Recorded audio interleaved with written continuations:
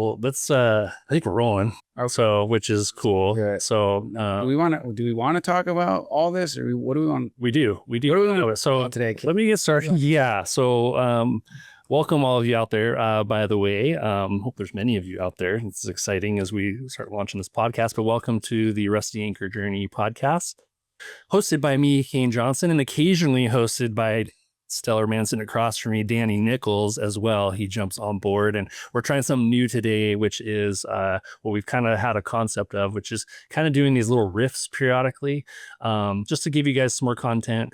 It usually probably is not going to come with any form of expertise, a lot of more of opinions and experiences that we've had that we'll share, and hopefully that's relatable to you. That's kind of the idea, is like, hey, we're humans, we mess up, we know some things, we have some experiences and some things we like to talk about, and we hope that you can relate as well. And by no means, like I said, are we saying that we're experts in what we talk about, because that's not the case. But maybe as we grow this, in comments, it'd be fun to watch, whether you're watching on YouTube or through any of the podcast modalities out there. It'd be fun to hear your comments and have some back and forth too with some of the things we talk about. I do know when we listen, at least when I listen to podcasts and people are giving opinions about things or they forget something, I'm always like, oh, I want to call in like you're on a radio show or something, but you got to wait and comment. So it'll be kind of fun.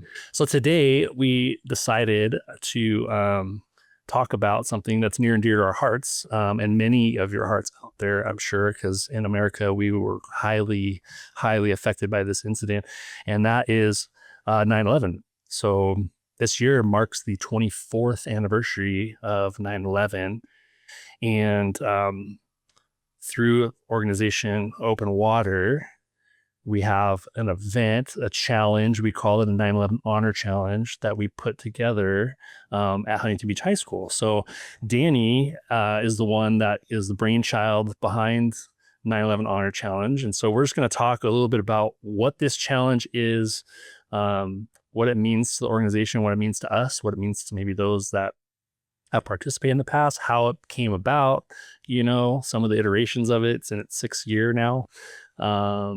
And that kind of thing. But first, I want to talk a little bit about, I want to ask you, Danny, this is going to be a long podcast, but yeah, where were you on 9/11? Because obviously this wouldn't happen without 9/11. And so there is something inside of you that has sparked this desire to honor the fallen civilians as well as the first responders on that fateful day. So do you remember some of the highlights, but some of the memories of where you were, what you were doing on 9/11?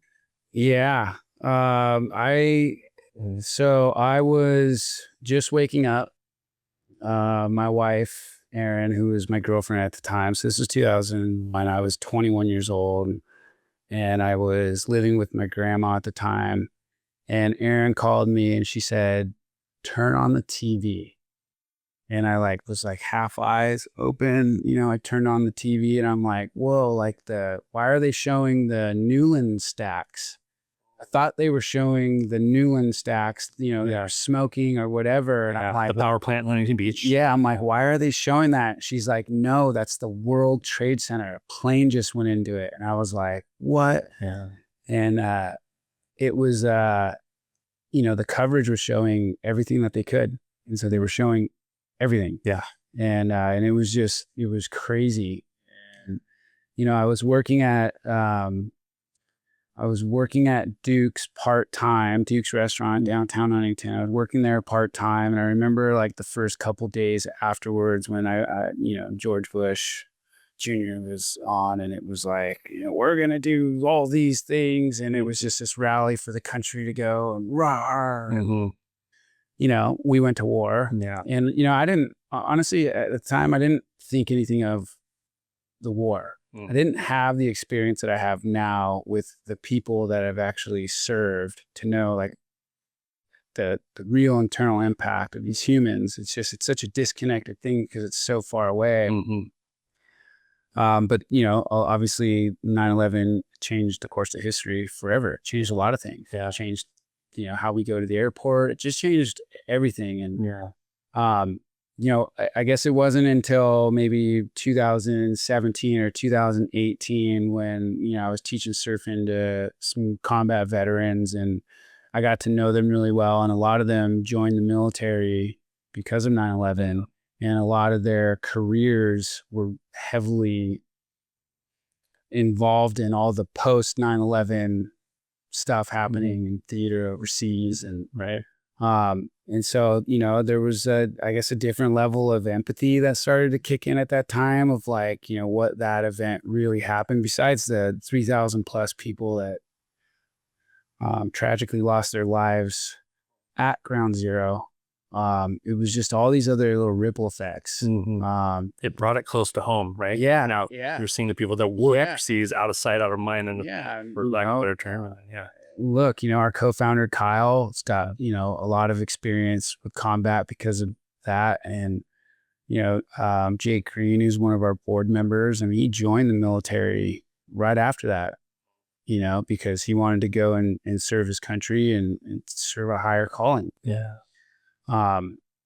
Anyways, so 9/11, Open Water, we're a nonprofit. We promote the health and wellness for our military and our first responders. And Veterans Day 2019, we did our, first channel crossing to really, honor that holiday. And we wanted to start this tradition where, we were going to start mentoring veterans and first responders and promote, health and wellness and, raise awareness about the issues. And so like that kind of kicked off this whole concept of Open Water. And then 2020 rolls around, and Kyle and I were really, really big on, we're going to honor the holidays that, are really near and dear to us. So you've got Veterans Day, you've got Memorial Day, you've got 9/11.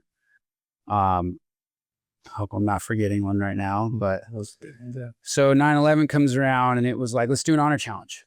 Let's do an honor challenge. The Huntington Beach Fire Department does a beautiful ceremony on the morning of 9/11 at City Hall. And so I was like, looking at like these different like numbers and stats, and like, how could we do this? And, there was some that like kind of came up, there's the 110 flight of stairs, honoring the stairs of the World Trade Center. There's the 2,763 lives that were lost at the World Trade Center, so we were thinking, okay, that could be like a run or a walk or something. And, 44 individuals, was honoring those that were on the flight 93, the United flight. And so could that be push-ups, or what could that be? The 189 individuals that were lost at the Pentagon. So like, how could we honor that? And that, anyways, so that became one of them. The 343-yard fire hose drag. Yeah. It is a 343-yard fire. Actually, more. It ends up being more the way it's set up on the phone. Talk about that. Yeah. Really cool. But so that was a big one. And then the 60 Port Authority personnel, and so it's cool because that very, very first year, we rallied like 15 to 20 people, and it was just a mix. We had a couple off-duty firemen there. Zach Wright was there, and Brett Simpson joined us, and we started at City Hall, and almost to the T, from City Hall going down Main Street to PCH and making the left and going to Lifeguard headquarters was like 2,800 yards. It was like, it was meant to be. It was meant to be. And for those of you out there, by the way, the ceremony has a piece of steel from the 9/11 or the World Trade Center there. So it's really fitting that it starts there, and it's almost exactly the amount of yards from their for headquarters, keeping, the police stations there. So we're surrounded by first responder, like themed things, and then ending at the Marine Safety headquarters. Yeah. Pretty cool. It was, it was really cool. And then right next to Lifeguard headquarters, there's like two little sets of stairs. And so we were like, all right, like that flight of that section of stairs is 2 flights. Okay. So we had to do it, 50 something times. Not enough. 2 flights is not enough to have your hamster wheel forever, probably. And then we, so while we were circling the stairs 50 something times, we would do burpees, push-ups, and planks in between to kind of like, so it ended up becoming 110 flights of stairs, a 2,763-yard run, 44 push-ups, 189-second plank hold, 343-yard fire hose drag, and 60 burpees. Yeah. And so that very first year, it was the run from City Hall down to lifeguard headquarters, and then it was the circling the staircase 50 something times, and then mixing in like the burpees and the planks and the push-ups. And then we actually drug the fire hose between lifeguard towers. So we went from tower 3 to 5 to 3, and I think we just did it there and back because we were like, oh, that's got to be 343 yards. And then we paddled the pier. Like that was something we threw in because like it was open water really. Like how can we tie it back to open water? Right. And when we got done with it, some of us were on the verge of puking. Some of us were on the verge of passing out. It was insane. And it wasn't safe to then throw us in the water and go and paddle the pier. Yes. And there was no way we were going to be able to scale it because of the liability of getting, a couple hundred people to like paddle the pier afterwards.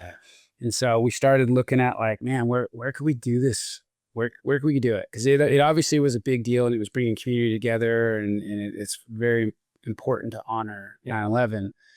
So the Huntington Beach High School Cap Shui, football stadium became this like, wow, if we could have it there, it'd be so cool. It'd be like a stadium environment. Yeah. We can kind of control it a little more. Turns out the north bleachers is like 24 flights. So all these things started to come together, and we were able to put together the challenge in a 5-lap challenge. Mm-hmm. So you start with, and I guess I'll just kind of go into it. Mm-hmm. So we do an opening ceremony to start it. And our opening ceremony is led by none other than your host of the Rusty Anchor Journey podcast, Kane Johnson. And the high school has somebody from APA, sing the national anthem, and we get some rank out there. Sometimes it's a fire chief or police chief or battalion chiefs or a representative from the police department. We get somebody from like the United School District Board, the school board, board of trustees. And in some cases, we get to have a special guest that has direct experience with 9/11. The first year we did it at the high school, Vince Scandone from Southern California Audi, his cousin, sorry, Vince, I should know this, but his cousin was in the Trade Center, and he was on he was on one of the higher floors. He ended up making it out, and I think he passed since later from cancer, so then as a result of 9/11. But it was a really, really beautiful story that he shared with us about his family member. That was the first year of it at the field, right? Yeah. He spoke. Yeah. So that was great to kick that off. Yeah. And then we have some members of the band, playing taps. And sometimes we get bagpipe. Yeah, sometimes we get bagpipes from the fire department, and then the fire department brings out their big ladder truck and they hoist up the big 50-foot flag, and it's just this really beautiful ceremony. And we just wanted this to become a community event, and over the last 6 years, it's becoming that. And what's cool is like when you look at those numbers, you're like, that's a beast of a workout. Like that is really, really, really hard to do. But when it's broken up, so you run one full lap around the track to warm up, and then you go into the 5 challenge laps. So when you hit the one corner of the end zone, you do your 12 burpees, and then you go to the other end of the end zone, you do a 20-second plank hold, and then you do your 24 flights of stairs, and then you come out and you do 10 push-ups, and you do another 20-second plank hold, and you repeat that 5 times. And then you do your cool down lap, and then you get to go onto the football field and you get to drag the fire hose. We do it 4 lengths, so it's extra credit. Yes. But there's a couple things that are really neat. Like, when do civilians ever get to drag a fire hose? Yeah. When do most people want to drag a fire hose? Yeah. And it's cool because people will be carrying, hoisting the American flag while they're doing it, or,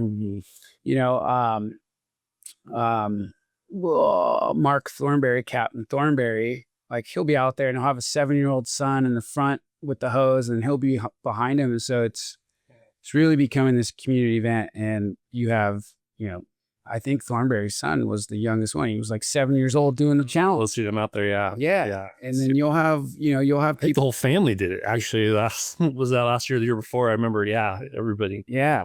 And you'll have all age groups out there, and some people will just walk. Yeah. Some people will just do, a couple flights of stairs. Some people will just drag the fire hose, and that's what we want. Yeah. We just want people to be there. We really want people to be part of the ceremony, and we want them to hang around and cheer people on. And if they're up to it, do the whole challenge. Yeah. And it's neat because the football stadium allows us to, it's a more inclusive environment. Yeah. It allows us to all be together. Right. Yes. And the beauty of it is not a competition, which is great, right? And that allows that freedom for hopefully anybody to get involved, because there are people that will look at that, we're like, oh, it's crazy. Same thing like CrossFit or any of these high intensity things. Sometimes people that do the Murph, on Memorial Day, it's pretty intense for a lot of people, and some people might shy away from it, but it's such a great atmosphere where it's just like, yeah, do what you want. If you're just going to climb the stairs, great. If that's all you want to do. Or if you just want to do the hose drag and that's it for the day, great. Nobody's keeping track. Nobody's doing anything. I mean, I know I get hypoxic during it, and I always forget, like, oh, I got to do a cool down lap, or so I'm like losing track. Sometimes it's hard to keep up with that. And I will say that, just like anything, it's really fun because there's such a variety of people. We get a lot of high school age kiddos out there, like a lot of athletes will come out, high schools, and it's funny to watch because they have no understanding of what pace means, right? And they just jam out of the gates and go. Some of them keep it going the whole time, which blows my mind. To be that young and in shape again is incredible. And then some I love, you just see them slog and like, oh, I just went too hard out the gates. And it's humbling, it's fun, and the goal is just to keep going, right? Doesn't matter who's first, who's last. There's nobody keeping track. And one thing I think you've created in this, which is that environment and that family environment, which Open Water is so good at doing that. All the events that are done, all the classes that are done, everything feels really connected, feels like it's inclusive for everybody. And that tends to start right away out of that. People carrying the flags. There's sometimes, the flags of the branches of the military, they're all going around. And so everyone's getting a chance to hold that. People are rooting each other on, it's that trauma bond, going through difficult times. And over the years, it started right away, and it's just growing, and you still see that connection that everybody has. I love that. So how do you see that? Like, when you're like, what do you see? Because I know years past you've done it, you're going crazy. You've also just done part of it, but interviewing people and getting their experiences. So like, how has that been for you over the years? Where it started to now? Last year was really cool. I mean, we had, the very first year, I think we had maybe 20 people do it. And then the first year at the high school, I think we had, 60 people, and then went to like 100 something. And then, all last year, I think we had 375 people that participated. And then we had all the volunteers and everybody. So it's growing. That stadium can hold 2,000 people comfortably. So one of my goals is to have this become an annual community event where we get a lot of people from Huntington that sign up to do it. Because it's a great way to bring us all together. It's healthy. It's honoring something that's very important, dear to all of us. And we're at I guess two things. So for all of us that are, I guess that remember 9/11, we know somebody that's probably been indirectly affected by it. Oh yeah. Like if you're related to a first responder, and you know how important 9/11 is. Or military. Yeah. The other cool part about it is it's a great opportunity to educate the younger people who weren't born yet. Like they don't really know what 9/11 is. It's just a knock in the history books of something that happened. It's great. And so that's one of the cool things about having a lot of the high school kids come out, is because we get to educate them in a very positive way. And, we're taking action. We're doing something about it. And And this is a good way to honor. Yeah. And it's really cool. And, for Open Water being Open Water puts on the event. It's a fundraiser for Open Water.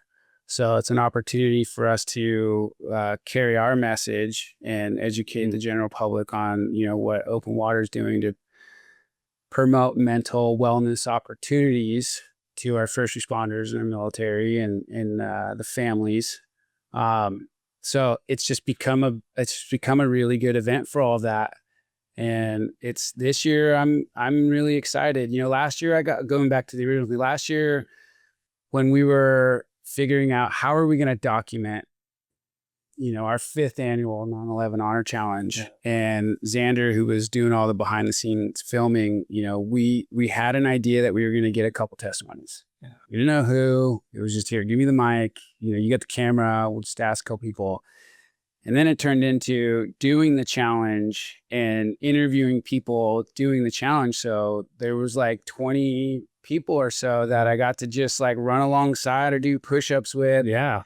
And I got to meet some like cool people that had like different stories and different reasons for why they were there. Yeah. And it was really cool. Like that's when it hit me that, this is really important. Yeah. And we got to keep it going. And we've had the opportunity to do it for a couple years in North Carolina. Our North Carolina crew did a satellite 9/11 Honor Challenge at one of the fire stations in the Southern Pines. We've had individuals just do it at virtual at their house with their own workout equipment and their families. And so like my ultimate goal would be that this can become a virtual thing that happens every year around the country. And then we can get people to, find high schools or places to rally community together to do it. Yeah. Oh, for sure. That would be amazing. That would be pretty cool if it became a national thing where it's like this year we're all doing the 9/11 Honor Challenge. Yes. And it could totally do that. And all the high schools, right? I mean, let's see this growing into something. I mean, we've seen what Memorial Day, MRF's probably the closest thing to like a workout like that is kind of, embraced by everybody in the nation, right? Yeah. And there's little events that pop up internally, different gyms, people, whatever, or they do it on their own.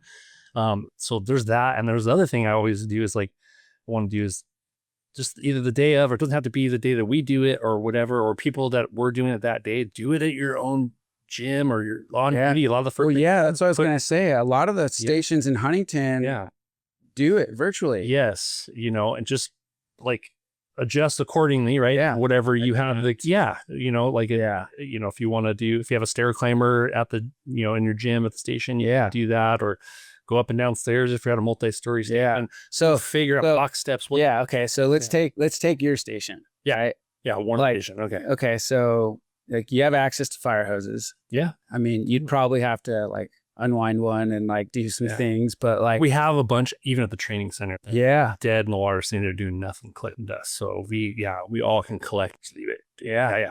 Okay. Yeah. And you have a nice area in front. Mm-hmm.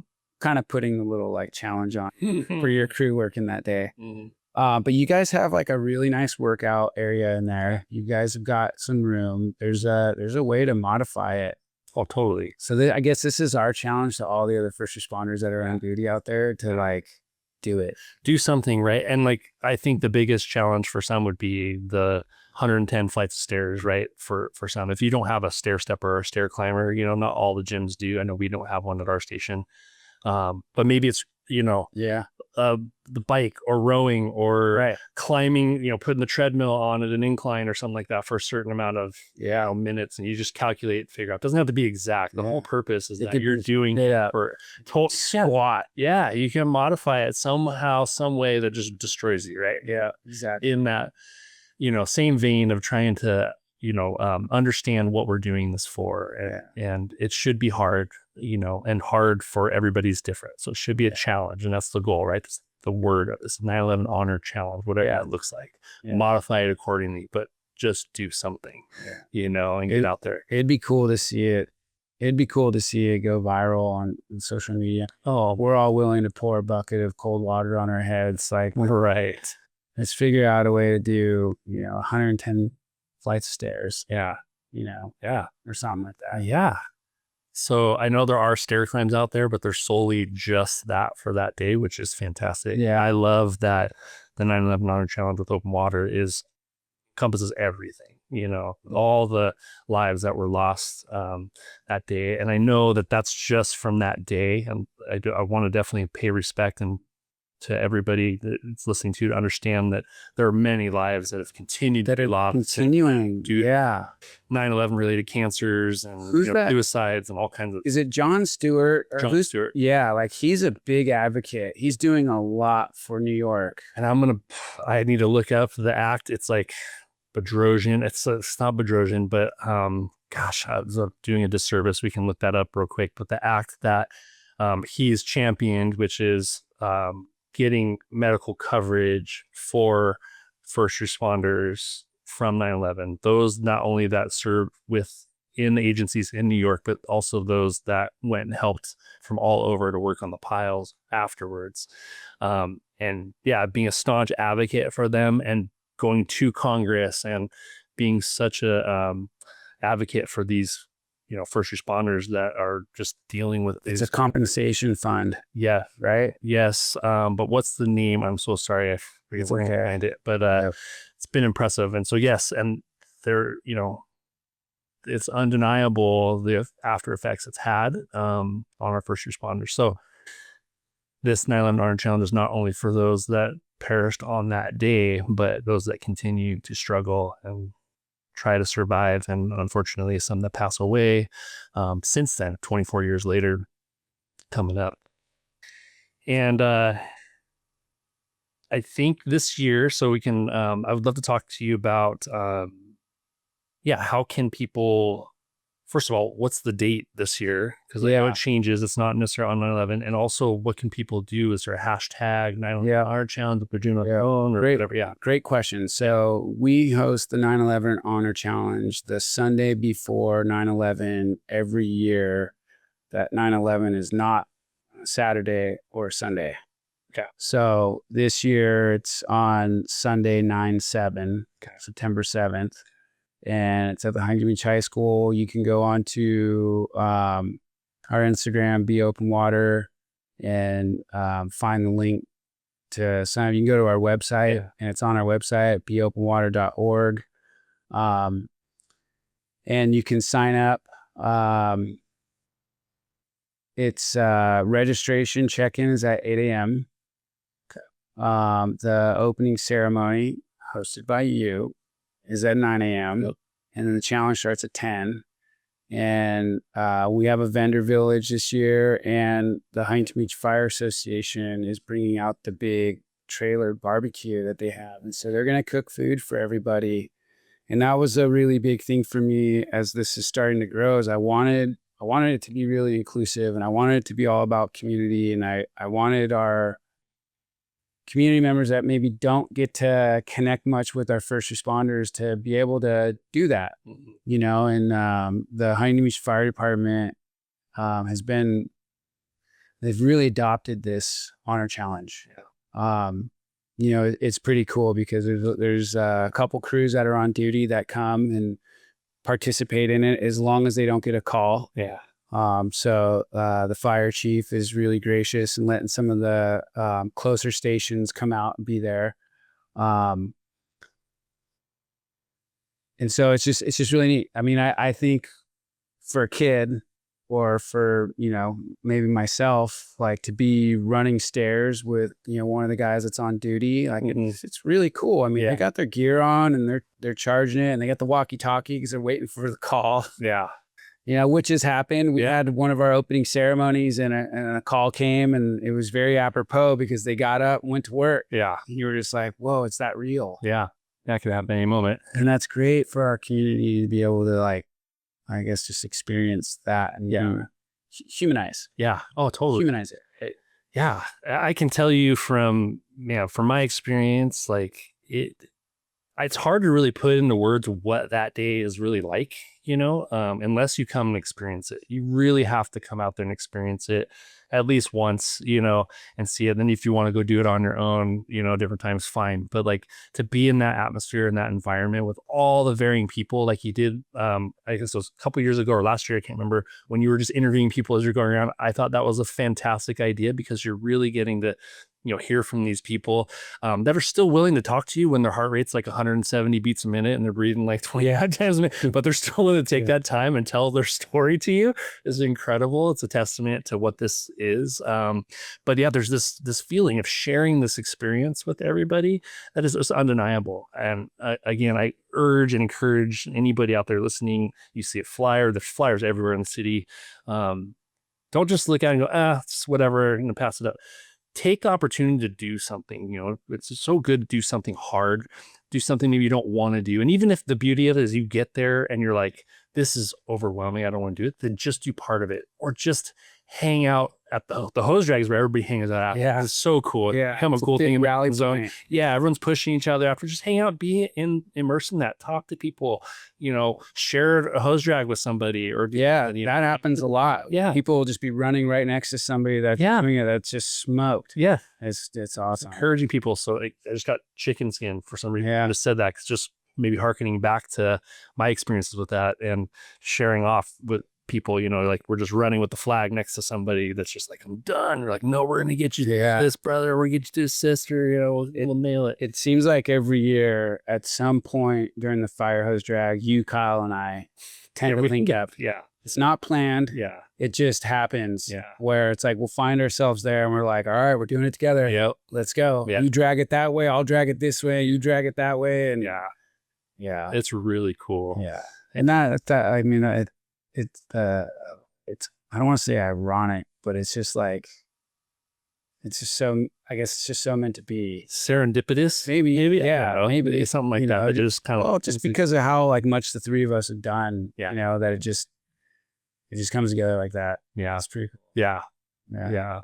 So, man. Yeah. So I want to, again, go over so we don't forget. I think, our producer Ryan Beller is over here. If we could put those like in the show notes, put beopenwater.org in there, link to that. Yep. A link. Yeah. If he's a really good producer, what he'll do is he'll pipe in some content. Oh, I mean, Hunter challenge, so that we're gonna challenge Ryan with his own 911 Hunter challenge. Maybe there'll be a link to sign up, and so we'll get some of that stuff in there. But it's gonna be this September 7th.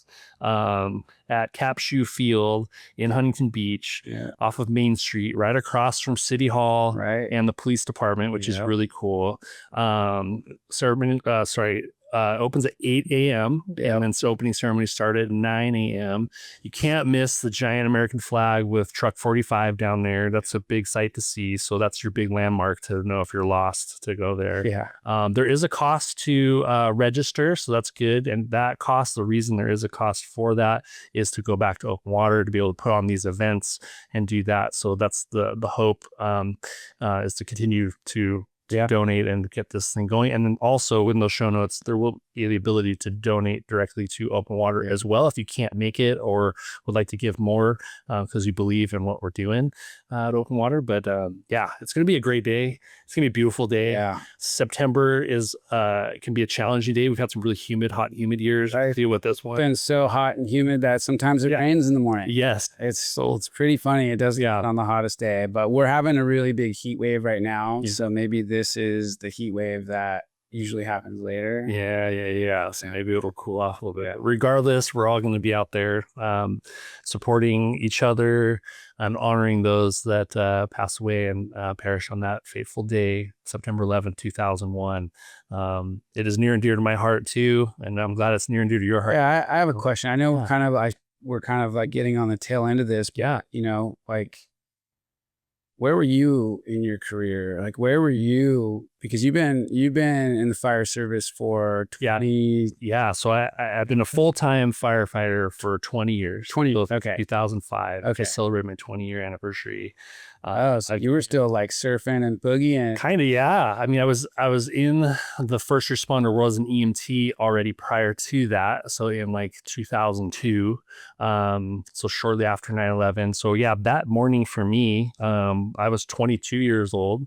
still living at home because I just had come back from San Diego, living in San Diego. And I was thinking I was going to be like in the boogie board industry, right? I was a sales rep, going to surf shops, doing all that stuff. And I just had that, I don't know, coming to Jesus moment of like, what am I going to do with my life? The surf industry is super fun to be in, but it's very tumultuous, and I need to do something with my life. And I've always wanted to be a firefighter. Never thought it could be something I could do because I was like, the doors are closed, dude. It's like, it's a fortress. How do you even get behind those doors? And, you see them out in public, they just seem so cool and they get to do all this cool stuff. And as a kid, it was always amazing. I was always interested in what they were doing. If I saw an accident, or I had a couple fires in the apartment complex I lived in when I was growing up, and I saw them go to work. I remember it was in Costa Mesa, so I remember seeing Costa Mesa firefighters do it, watch them work. I was hit by a car in Costa Mesa as a kid, and I remember I got hit, and waking up, the next memory was paramedics sitting over me, talking to me, comforting me. And it was so I was heavily influenced by fire departments growing up. And so I'd come back, started my fire technology classes at Santa Ana College. So I was actually that morning going to Fire Technology 101 with my buddy Chris Pichot. We were carpooling together, and all that was going down. And I just remember being like anybody, just in awe, like, what is happening? Like, just shock. And realizing we still have to go to school. I don't know, this is before, we had cell phones and everything, but there was no like blast to like, hey, school's canceled, whatever. You just show up and figure it out. If anyone's there, they're there. If they're not, they're not. And we got into our class, and it was taught by a couple of Costa Mesa firefighters. They're now retired. And remember, we watched it a little bit in class. And we were all just like wide-eyed and just not present, right? We were present in that moment, but we were all in New York, basically, right? That's where our minds were and what we saw. And they canceled class after that, a short time after that.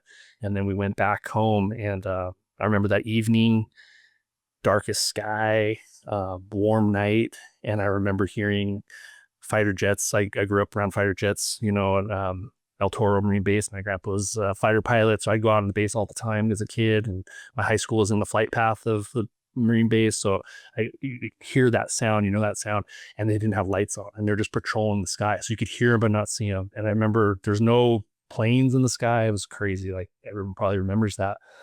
And it was huge for me. It really, just like we were talking about Jake and all those that just jumped into the military after 9/11, that were heavily influenced by serving your country. That was real similar to me. I was already kind of going that way, and then it happened, and it even made it even more important for me to get through it and become a firefighter.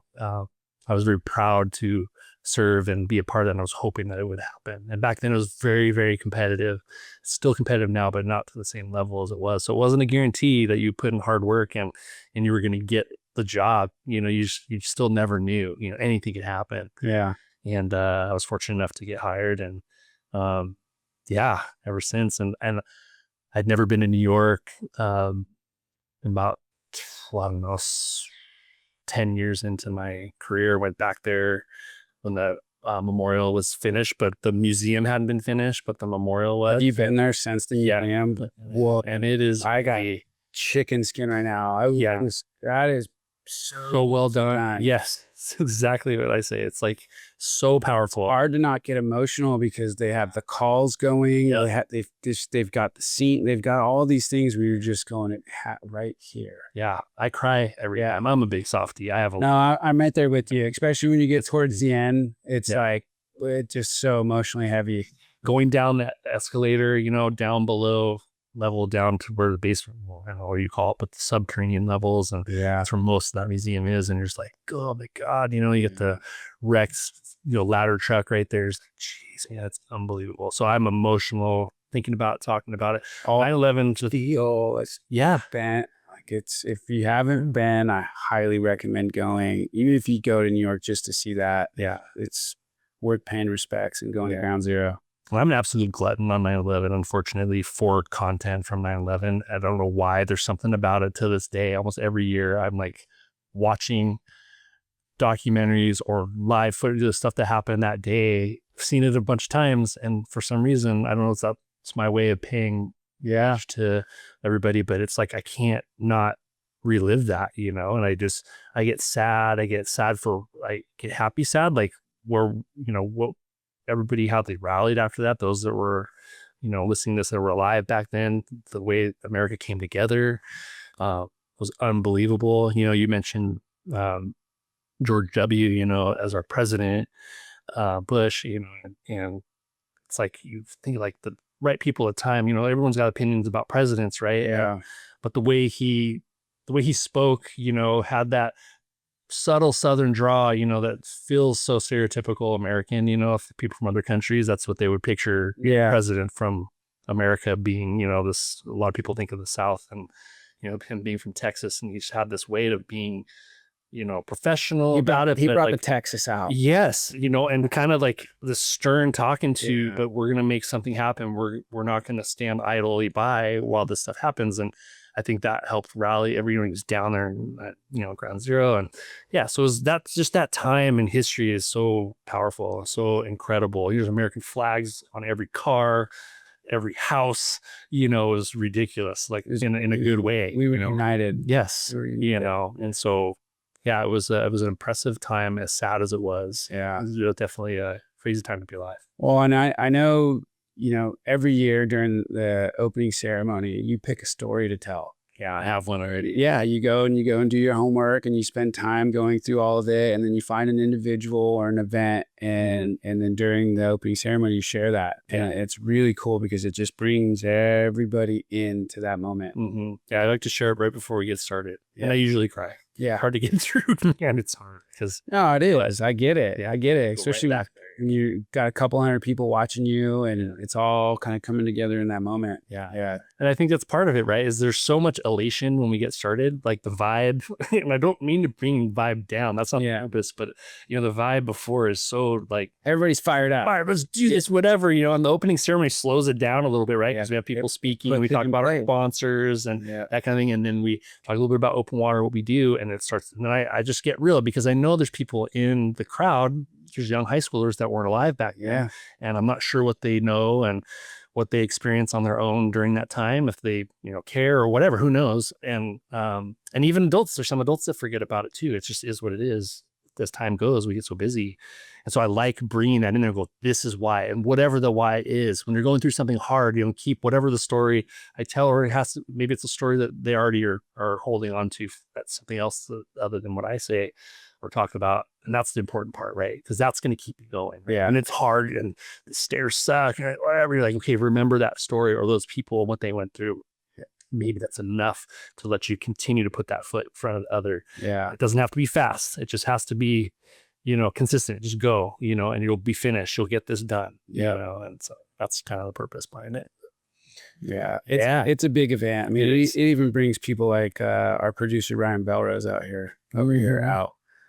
He's not one for, he'll box. Yeah. He'll box, but he's not one for going out and sweating. He likes to stay in a square. Yeah. And he comes out and does it. So yeah, no, Ryan can come out and do it. I think everybody can come. That's a lot of us. I find more time on the water. I'm a water guy. I love being on the water. Kind of like our good friend Morgan Hostry, she's like, right. I hate being on land. And she's a stud athlete, but something about being on the water is her comfort place. Same with me. I feel awkward on land or I feel uncomfortable. The weight of gravity sucks for me. I'm a big guy, but I love doing it. I love that challenge. I don't train for it. I probably should. I don't. Well, you bring Kingman out too. Yeah, so our Kingman, who's under the table, racked out like a land seal. Sure. So cute. And our little buddy Juice is in Ryan's lap over there. Yeah. It was cute, but our little mascots. But yeah, he's come out before. He made it like 3 laps one time. And I was like, ooh, he's getting hot. He's very athletic. All the stairs. And he's a 70-pound lab husky mix. A lot of hair. He gets him, and he's very agile and very athletic. But man, he started getting to him. So I handed him off to my wife, Carrie. Yeah. And then he came back because he was getting all ornery. So once he got a little extra second wind, he came back and finished the rest of it with me. But he's a crowd pleaser. Yeah, it's always fun. Yeah, so we'll probably bring him out again too this year, and we'll see how they do. He's getting older, so I gotta be careful. The stairs is always the tough part. But yeah, it's I'm just really happy that this has turned into a big community event. I'm really happy that the people are able to get more connected with our local first responder agencies. I love how involved the fire department is. Yeah, police department is. Mm-hmm. and it's all promoting a good cause and to never forget, Yep. It's been amazing. Well, thank you, Danny, for being here and going on our first little riff together. Yeah. I think that was a good one. Timing was perfect to really start off and really, talk about something that's really near and dear to our hearts. So the context behind this riffing, yeah, and just to let everyone know. So there's a lot of mornings when you're at the station and I'm driving into work and I'll pull over and we'll just start talking. Yeah. Maybe we have an idea, or maybe we're following up on something and we end up talking for like 40 minutes, and somewhere along the line, it like the mask will come off. We'll talk about something. It just gets kind of deep. And I got to a point where we were like, you got to podcast anything. Yeah. And thanks to our producer, Ryan over here, who, kind of like took it a step further and was like, film podcast studio. Yeah. So I am looking forward to just coming on here with you from time to time and just riffing, even not having an agenda, and just like turn it on and it's recording. And then we're like, you're going to talk about, we'll find something. Yeah, for sure. Pick a topic. Yeah. Let's go. Yeah. And I hope people will enjoy us as much as like we enjoy talking to each other. Yeah. And if they don't, then they don't have to listen, but maybe there's just something there that we say that, somebody needed to hear for that day. Yeah. Yeah. We are very grassroots at Open Water and the Rusty Anchor Journey podcast too. Again, we love being inclusive and we love hearing stories. Everybody's got a story. We like connecting with people. And so I think this is a great way to do that, because there's going to be people listening. We've all been a part of that with other podcasts or other interviews or whatever content that we seek. There's always something throughout our day that influences us in a certain way, whatever that is. And we hope it's a positive way that's beneficial to your life in some way or another. It sparks interest of some sort. Right. And yes, and if you don't care about it, great. That's okay too, man. You don't have to share it with somebody else. Yeah, you can be bored out of your mind, whatever. But hey, we all know that the people are out there commuting to work. You have an hour to spare, and we don't have to take up some of that time. And hopefully it's worth your while and it gets you through that traffic jam that you're into. So, but yeah, thank you. On behalf of Ryan Belrose, our producer, Kane Johnson, happy to have Danny Nichols on here again today on our first riff together. And we hope to see you out there, all of you out there at the 9/11 Honor Challenge, which is happening on September 7th. I'm going to go over this at Cap Shoe Field at Huntington Beach High School, across from City Hall in Huntington Beach, starting at 0800 for the military people, or 8 a.m. It's not that early. You guys can get up. It's going to be a beautiful day. Just getting together. We're going to have a good time with everybody. So we hope you can all make it out there. And if you can't make it out there, just spread the word. We ask that you spread the word to people too. Look at beopenwater.org. Again, that'll be on the show notes if you want. There'll be a link there. And also at beopenwater on Instagram. You can find us there and find some information and links to register. And also we'll have on there all the breakdown of what the workout means, all the numbers, what they do. So if you can't be there that day, we encourage you to do it on your own. Maybe even bring it up to your CrossFit gym, right? If you're in a CrossFit gym or some other high intensity interval training type gym, I know the people that are like putting together programming always need help with stuff, because they got to just probably exhausting to do that. A lot of people do. Yeah. Just go, hey, let's do this on Sunday, or let's do it and make it happen. So anyway, thank you very much. Keep those smiles and high fives out there. We encourage you today, man, go smile at somebody, go say hi to somebody, have some connection, and we'll see you on the next Rusty Anchor Journey podcast.